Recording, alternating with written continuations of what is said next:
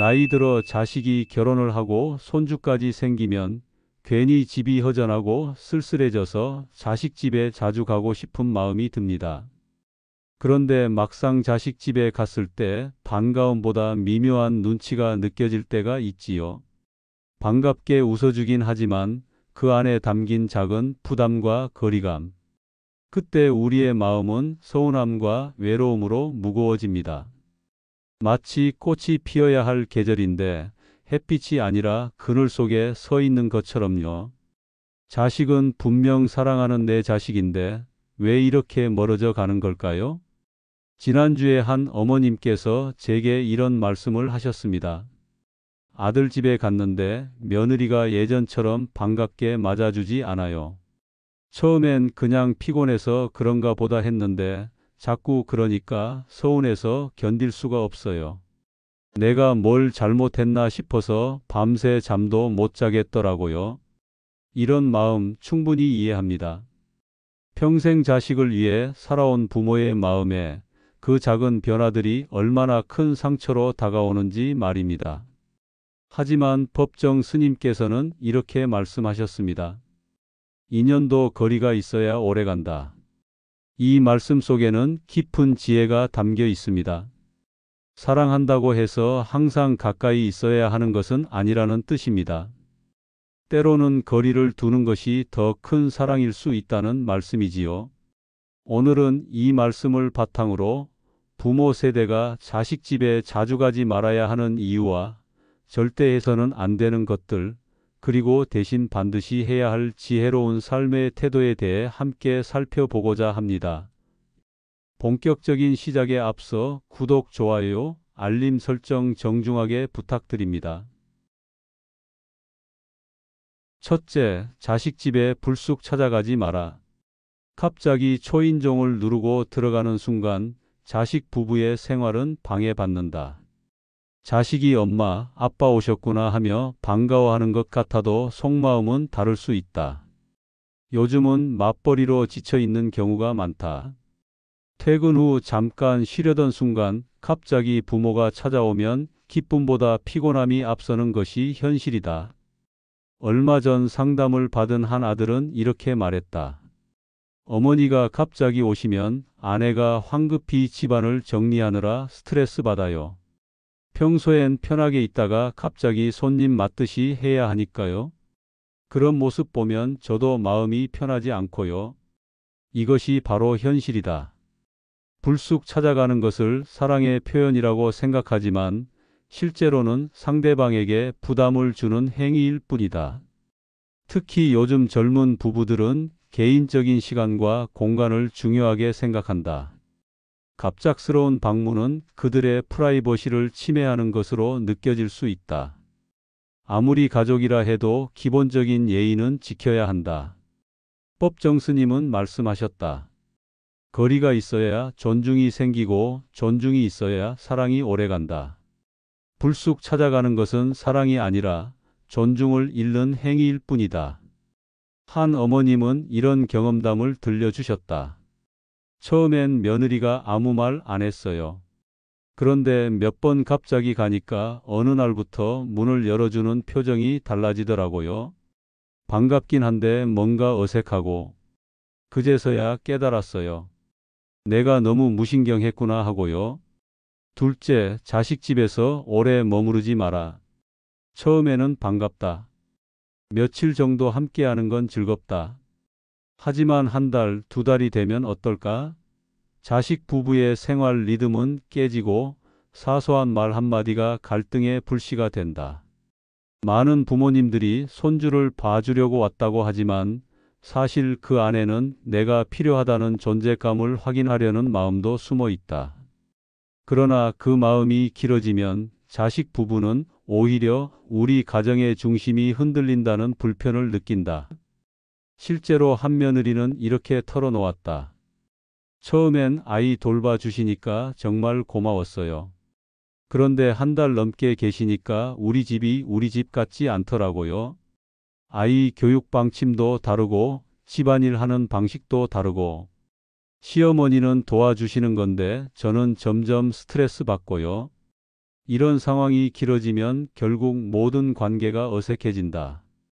며느리는 눈치를 보게 되고 아들은 중간에서 갈등하며 부모는 서운해한다. 아무도 행복하지 않은 상황이 되는 것이다. 특히 손주 돌봄을 이유로 장기간 머무는 경우가 많은데 이는 자칫하면 육아 갈등으로 이어질 수 있다. 아무리 경험이 많은 부모라도 요즘 육아 방식과는 차이가 있기 때문이다. 사랑을 주려는 마음이 갈등을 만드는 아이러니한 상황. 여러분, 절대로 자식 집에 오래 머물러서는 안 된다. 셋째, 자식의 생활 방식에 간섭하지 마라. 우리 땐 이렇게 살았다. 아이들은 이렇게 키워야 한다. 이런 말은 자식의 삶을 부정하는 말이다. 한 아버지는 이런 이야기를 했다. 아들이 설거지하는 걸 보니까 답답해서 견딜 수가 없더라고. 그래서 남자가 설거지까지 해야 하나? 우리 땐 그런 거 안 했다고 했는데 아들이 얼굴이 확 굳어지더라고요. 이런 말 한마디가 자식에게는 큰 상처가 된다. 자신의 생활 방식을 부정당했다고 느끼기 때문이다. 더구나 요즘은 부부가 함께 가사를 분담하는 것이 당연한 시대인데 구시대적인 관점으로 판단하면 갈등만 생긴다. 특히 며느리나 사위의 습관이나 방식이 마음에 들지 않더라도 그것을 직접 지적하는 것은 금물이다. 한 어머님은 이런 실수를 했다고 한다. 며느리가 아침에 일어나는 게 좀 늦더라고요. 그래서 우리 며느리는 참 잠이 많구나라고 농담처럼 말했는데 그 뒤로 며느리가 저를 피하더라고요. 이처럼 농담이라고 생각한 말도 상대방에게는 비판으로 들릴 수 있다. 법정 스님은 말씀하셨다. 말을 아끼면 탈이 없고 침묵은 지혜의 또 다른 이름이다. 내 경험과 가치관을 강요하면 자식은 부모와의 거리를 점점 더 멀리 두게 된다. 넷째, 자식에게 의존하려 하지 마라. 경제적 정서적으로 자식에게 기대려는 순간 관계는 무너진다. 내가 널 키워줬으니 이제 내가 나를 돌봐야지. 이 생각은 부모의 마음을 무겁게 만들고 자식에게는 큰 짐을 지우게 된다. 한 아들은 이런 고민을 털어놓았다. 아버지가 자꾸 늙었으니까 이제 내가 책임져야 한다고 하세요. 당연히 부모님을 모셔야 한다고 생각하지만 그렇게 직접적으로 말씀하시니까 부담스럽더라고요. 마치 의무감으로만 하는 것 같아서요. 이처럼 은혜를 갚으라는 식의 접근은 오히려 자식의 마음을 무겁게 만든다. 자발적인 효도가 아닌 강요된 효도는 진정한 효도가 아니다. 특히 정서적 의존은 더욱 문제다. 너 아니면 나는 어떻게 살지? 내가 안 오면 너무 외로워서 죽을 것 같다 같은 말은 자식에게 죄책감을 안겨준다. 자식도 자신의 인생이 있는데 부모의 감정적 짐까지 떠안아야 한다면 그것은 너무 가혹한 일이다. 법정 스님은 늘 말씀하셨다. 내 삶은 내 손으로 지켜야 한다. 자식에게 의존하는 순간 존중도 함께 사라진다. 다섯째, 자식 집에서 서운함을 표현하지 마라. 왜 늦게 들어오니? 밥도 안 챙겨주네. 손주는 나보다 TV를 더 좋아하는구나. 이런 말들은 의도치 않게 자식 부부의 마음을 찌르는 칼날이 된다. 부모는 단순히 서운한 마음을 표현한 것뿐이라고 생각하지만 듣는 사람에게는 원망과 불만으로 들린다. 한 며느리는 이런 경험을 들려주었다. 시어머니가 요즘 젊은 사람들은 참 바쁘구나라고 하시는데 그 말 속에 너희는 부모를 소홀히 한다는 뜻이 담겨 있는 걸 느꼈어요. 그러면 죄책감도 들고 동시에 억울하기도 하고 복잡한 감정이 들더라고요. 특히 손주와 관련된 서운함은 더욱 조심해야 한다. 할머니보다 엄마를 더 좋아하네 할아버지는 재미없나 보다 같은 말은 아이에게도 부담을 주고 부모에게도 미안함을 안겨준다. 여러분, 부모의 서운함은 말하지 않아도 된다. 오히려 아무 말 없이 웃어주는 그 모습이 자식에게는 더 큰 힘이 된다. 6째, 자식 부부의 사생활에 관심을 보이지 마라.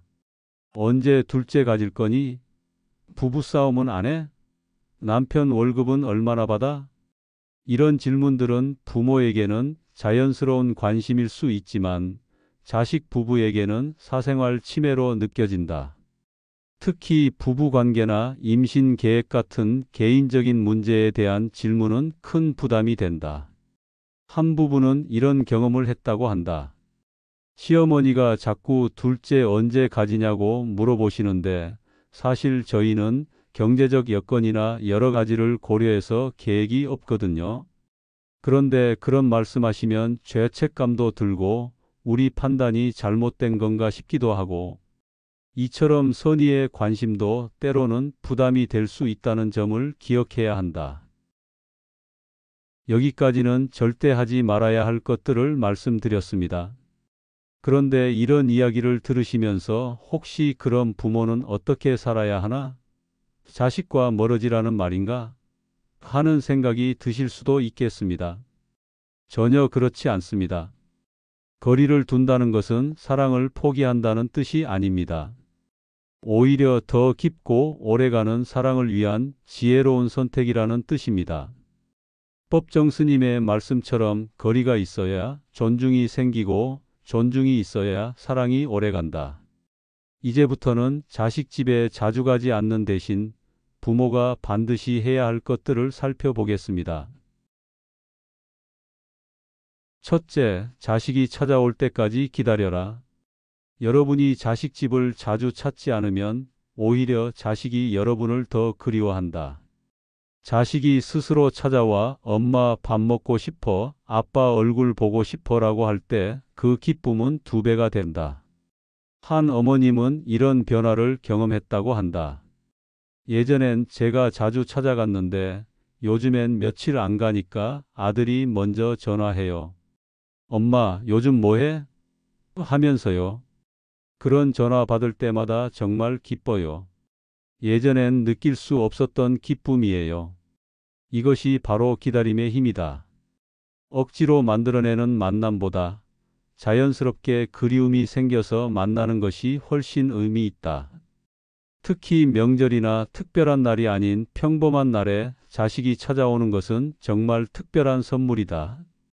그냥 부모님 얼굴이 보고 싶어서라는 말을 들을 때의 그 감동은 말로 표현할 수 없다.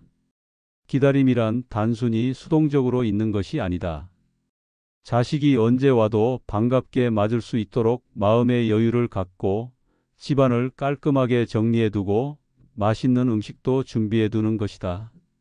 그런 준비된 기다림이 진정한 기다림이다. 둘째, 내 생활을 풍성하게 채워라. 하루 종일 자식 생각만 하면 결국 그 마음은 서운함으로 변한다. 하지만 내 삶이 풍성하면 자식을 덜 찾게 된다. 취미를 배우고 친구와 만나고 봉사활동을 하면서 스스로의 삶을 가꾸어야 한다. 법정 스님은 말씀하셨다. 삶은 스스로 채우지 않으면 텅 빈다. 한 아버님은 이런 변화를 겪었다고 한다. 은퇴 후에 하루 종일 집에만 있으니까 자식들이 안 오면 서운하더라고요. 그래서 등산 동호회에 가입했어요. 처음엔 어색했는데 이제는 등산 가는 날이 기다려져요. 자식들 생각할 시간도 없고요. 이처럼 자신만의 활동을 갖는 것은 매우 중요하다. 자식에게 의존하지 않는 독립적인 삶을 살 때 관계도 더 건강해진다. 요즘에는 시니어를 위한 다양한 프로그램들이 많다. 컴퓨터나 스마트폰을 배우는 것도 좋고 그림이나 음악 같은 예술 활동도 좋다. 중요한 것은 나만의 시간을 갖는 것이다. 특히 봉사활동은 정말 좋은 선택이다. 다른 사람을 도우면서 보람도 느끼고 나보다 어려운 사람들을 보면서 감사한 마음도 생긴다. 그러면 자식에게 투정 부리고 싶은 마음도 자연스럽게 줄어든다. 한 어머님은 이런 말씀을 하셨다. 양로원에서 봉사하면서 보니까 자식이 있다는 것 자체가 얼마나 큰 축복인지 알겠더라고요. 예전엔 아들이 자주 안 온다고 섭섭했는데 이제는 건강하게 잘 살고 있다는 것만으로도 감사해요. 셋째, 손주는 사랑하되 키우려 들지 마라. 손주는 부모의 몫이다. 잠깐 돌봐주는 건 사랑이지만 키우려는 건 간섭이다. 이 아이는 내가 더 잘 키울 수 있다라는 생각은 갈등의 씨앗이 된다. 손주를 사랑하는 마음은 당연하다. 하지만 그 사랑을 표현하는 방식이 중요하다. 교육이나 훈육은 부모가 할 일이고 조부모는 그저 사랑을 주는 역할에 만족해야 한다. 한 할머님은 이런 깨달음을 얻었다고 한다. 손자가 밥을 안 먹으니까 제가 자꾸 먹어야 한다고 했어요. 그런데 며느리가 아이가 배고프면 알아서 먹어요라고 하더라고요.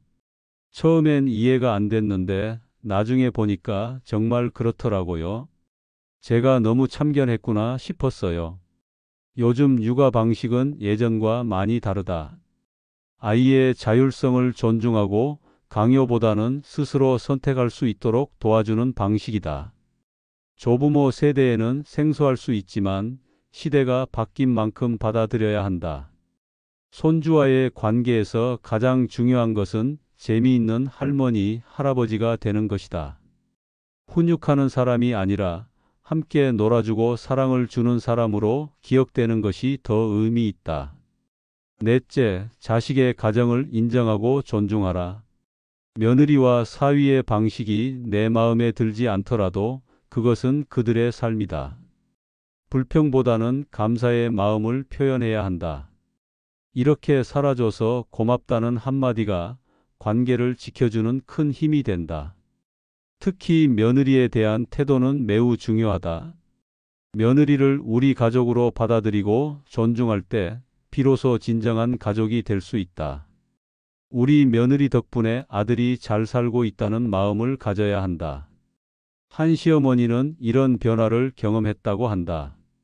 처음엔 며느리가 하는 모든 것이 마음에 안 들었어요. 요리 방식도 다르고 청소하는 것도 다르고. 그런데 어느 날 며느리가 아픈 아들을 밤새 돌보는 걸 보니까 아, 이 사람도 내 아들을 진심으로 사랑하는구나 하는 생각이 들더라고요. 그 뒤로는 모든 게 다르게 보였어요. 사위에 대해서도 마찬가지다. 딸을 잘 돌봐주는 사위에게 감사한 마음을 표현해야 한다. 사위 덕분에 딸이 행복하게 살고 있다는 인정이 중요하다. 존중한다는 것은 단순히 참는 것이 아니다. 진심으로 그들의 방식을 인정하고 그들이 만들어가는 가정을 응원하는 것이다. 다섯째, 경제적 독립을 유지하라. 돈이 있어야 당당하다. 생활비를 스스로 책임지는 부모는 자식에게 존중받는다. 돈을 주더라도 집착하지 말고 돈이 없더라도 기죽지 않아야 한다. 존중은 스스로를 지킬 때 따라온다. 경제적 독립은 단순히 돈의 문제가 아니다. 자립할 수 있다는 자신감, 자식에게 부담을 주지 않는다는 당당함, 이런 것들이 관계를 건강하게 만든다. 한 아버님은 이런 이야기를 들려주었다. 은퇴하고 나서 용돈을 아들에게 받았는데 뭔가 기가 죽더라고요. 그래서 작은 일이라도 하려고 마트에서 계산 보조 일을 시작했어요.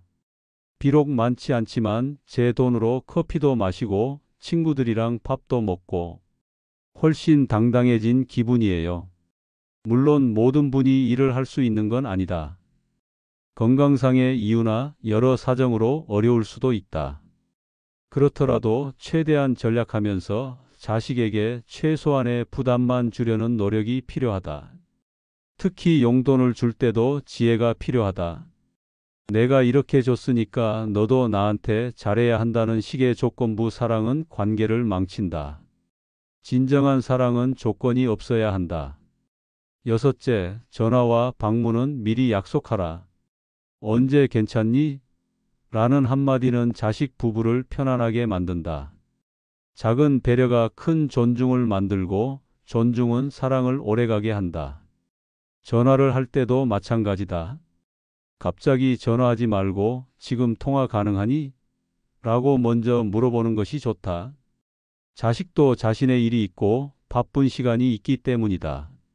한 아들은 이런 말을 했다. 어머니가 요즘엔 오시기 전에 미리 연락하세요. 이번 주말에 시간 되면 갈까? 하고요.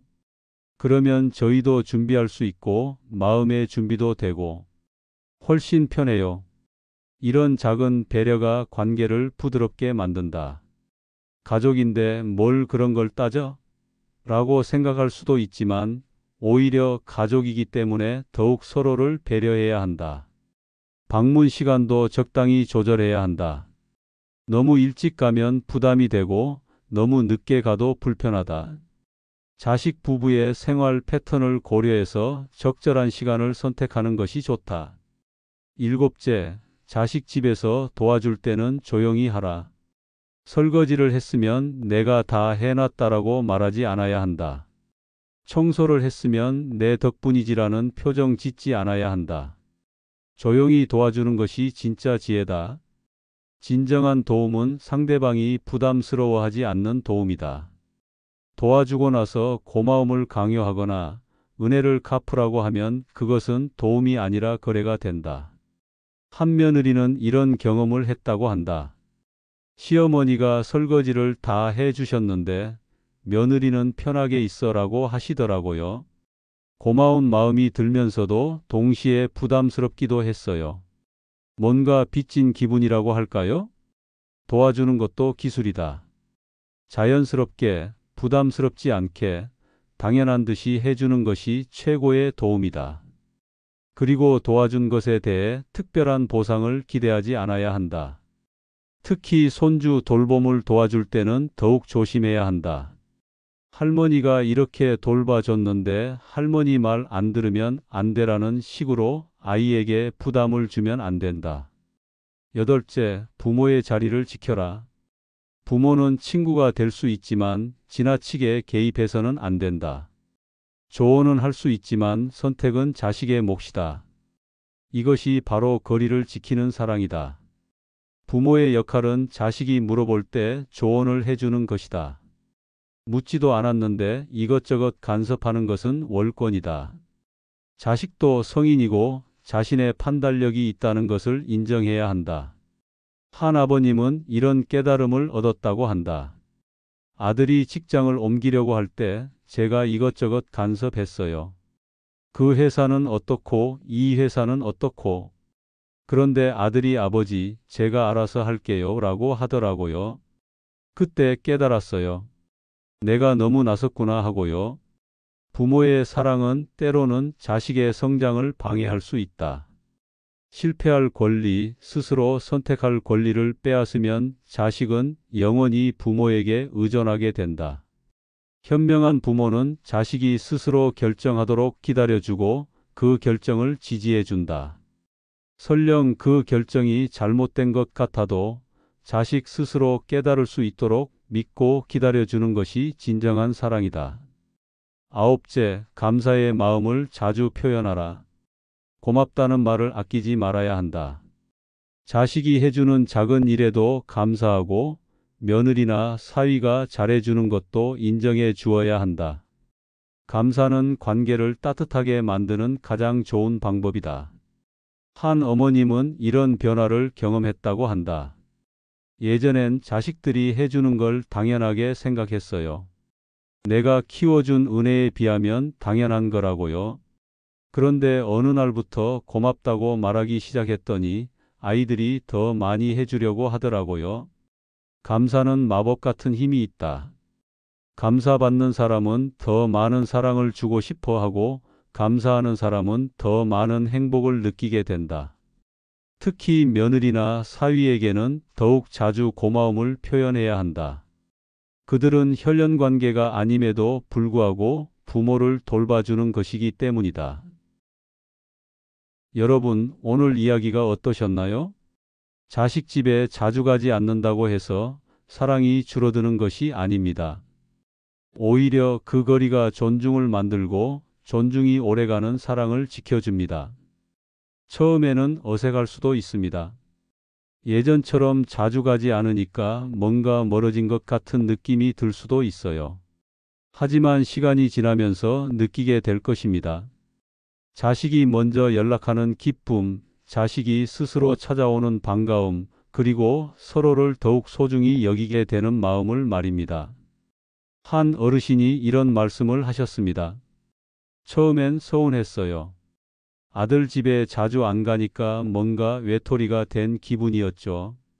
그런데 몇 달 지나니까 아들이 먼저 엄마 보고 싶어요 라고 전화하더라고요. 그때 느꼈어요. 아, 이게 진짜 사랑이구나 하고요. 여러분, 우리가 나이 들어서 가장 두려워하는 것은 자식들에게 버림받는 것입니다. 하지만 진정한 사랑은 억지로 붙잡아서 얻어지는 것이 아닙니다. 서로를 존중하고 배려할 때 자연스럽게 찾아오는 것입니다. 지금의 서운함과 외로움은 결국 시간이 지나면 감사와 평안으로 바뀔 것입니다. 여러분은 혼자가 아닙니다. 세상에는 같은 어려움을 겪은 수많은 부모들이 있고 그들은 모두 이겨냈습니다. 여러분도 할 수 있습니다. 무엇보다 기억하세요. 부모로서의 역할은 자식을 독립적인 인간으로 키워내는 것입니다. 평생 자식에게 매달려 사는 것이 아니라 자식이 자신의 삶을 당당하게 살아갈 수 있도록 도와주는 것입니다. 그것이 진정한 부모의 사랑입니다. 그리고 여러분 자신의 삶도 소중합니다. 자식을 위해서만 사는 것이 아니라 여러분 자신을 위해서도 살아가세요. 여러분이 행복해야 자식들도 마음 편히 자신의 삶을 살 수 있습니다. 오늘의 메시지가 여러분께 작은 위로가 되기를 바랍니다. 혹시 여러분도 자식집 방문해서 겪은 경험이나 느낀 점이 있으시다면 주변 분들과 나눠보시길 바랍니다. 여러분의 이야기 하나하나가 또 다른 분들에게 큰 힘이 될 수 있습니다. 법정 스님의 말씀을 다시 한번 새겨보며 오늘을 마무리하겠습니다. 인연도 거리가 있어야 오래간다. 진정한 사랑은 거리를 두는 것에서 시작됩니다. 여러분의 지혜로운 선택이 더 아름다운 가족 관계를 만들어갈 것이라 믿습니다. 긴 시간 동안 함께해 주셔서 진심으로 감사드립니다.